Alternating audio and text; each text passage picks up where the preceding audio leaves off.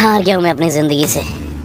मैंने दिलो जान से चाहा था तुम्हें और तुमने महज कुछ चांदी के सिक्कों के लिए मेरा साथ छोड़ दिया। क्या कमी थी मुझमें? क्या मैं तुम्हारे काबिल नहीं था? क्या मेरे पास दौलत नहीं थी? आखिर क्यों किया तुमने मेरे साथ ऐसा? ऐसी क्या बात थी कुछ में श्रुति जिसके लिए तुमने मुझे छोड़ दिया? याद रखना, जिस तरह मैं तड़प रहा हूँ उसी तरह तुम भी तड़पोगी, मौत की भीख मांगोगी।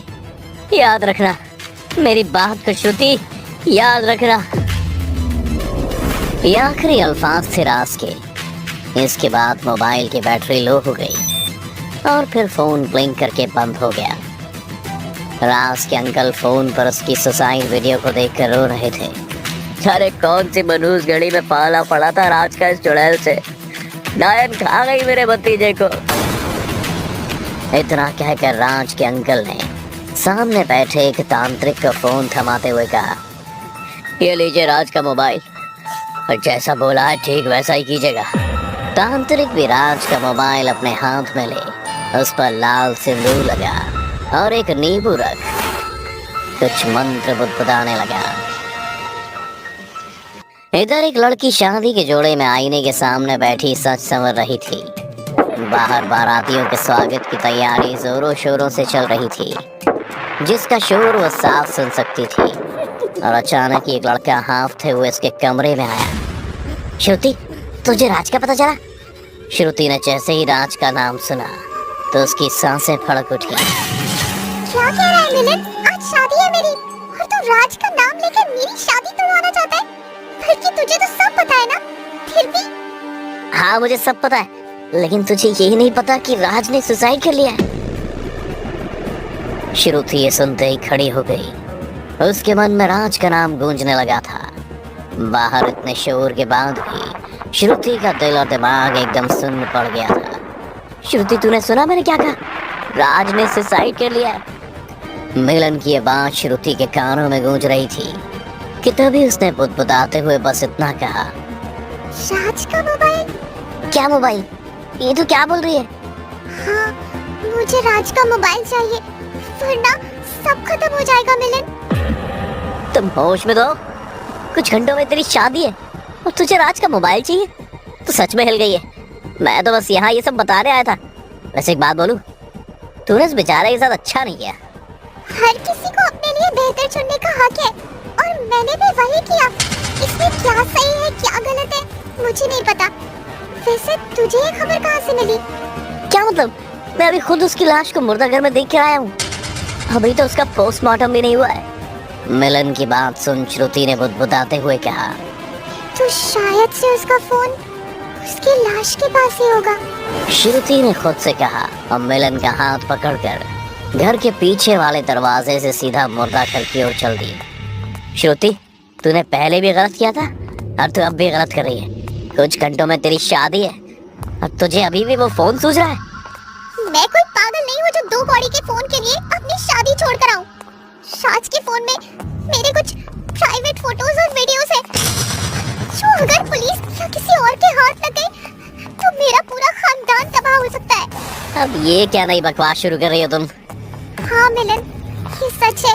अगर वो फोन मुझे नहीं मिला तो आने वाली जिंदगी का हर एक लम्हा मैं एक डर के साए में जीऊंगी, क्योंकि मेरी शादी जिससे हो रही है वो इस प्रदेश के चीफ मिनिस्टर का साला है, जिसके लिए मैं एक संस्कारी और आदर्श बहू बनने वाली हूँ। और तुझे तो पता ही है ना मिनिस्टर कितना कमीना है। तू खुद भी तो एक रिपोर्टर है ना, सारे कच्चे चिट्ठे जानता है तू। श्रुति की सारी बात सुन मिलन ने भी अपनी गर्दन झुका ली और चुपचाप सीधा मुर्दाघर की ओर चल दिया। तेजी से बढ़ते कदम श्रुति की घबराहट को साफ जाहिर कर रहे थे।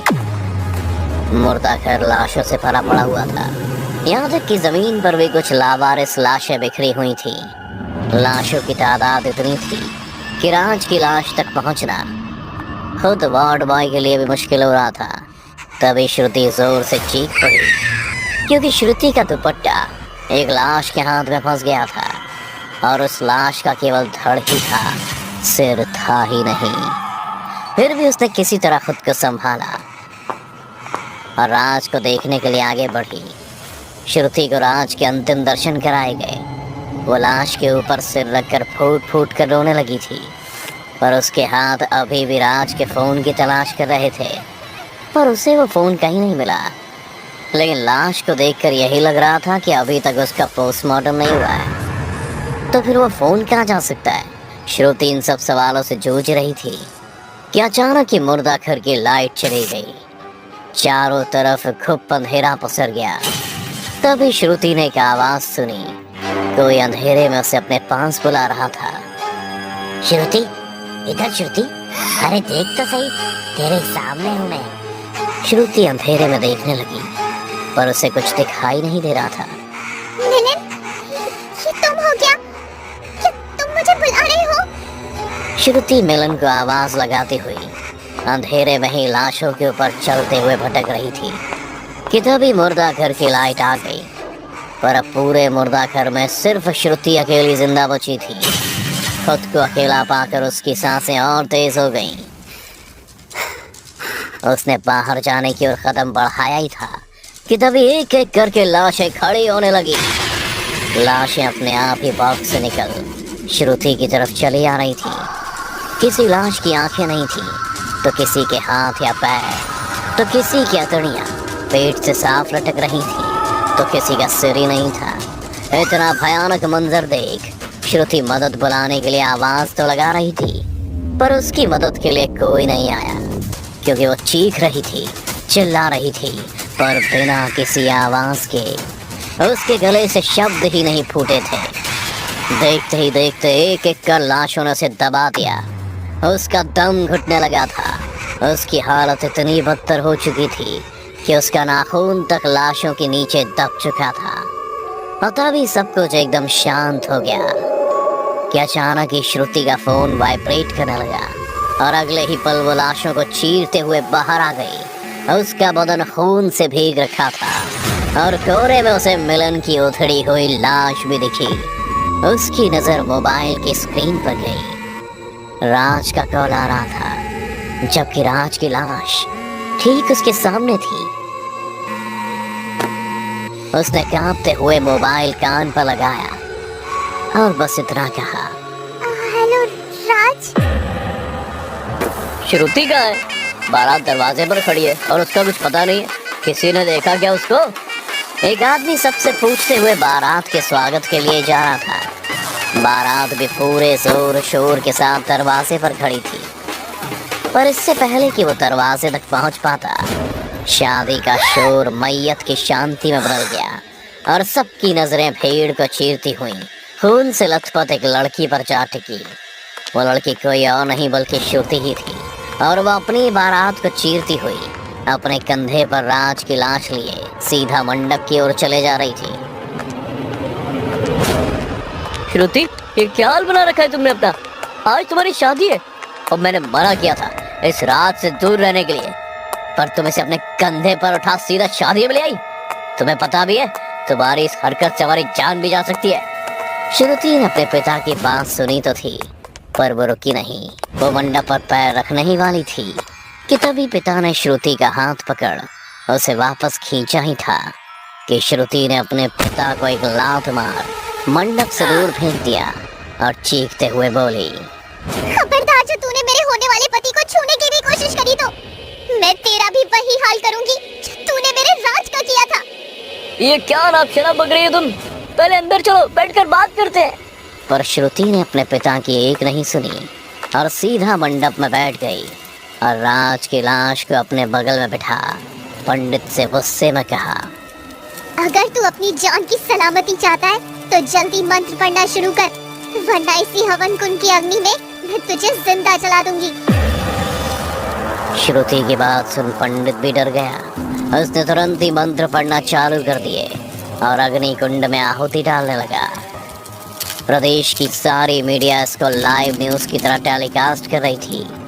सब लोग ये देखकर हैरान थे कि भला कोई लड़की किसी लाश से कैसे शादी कर सकती है।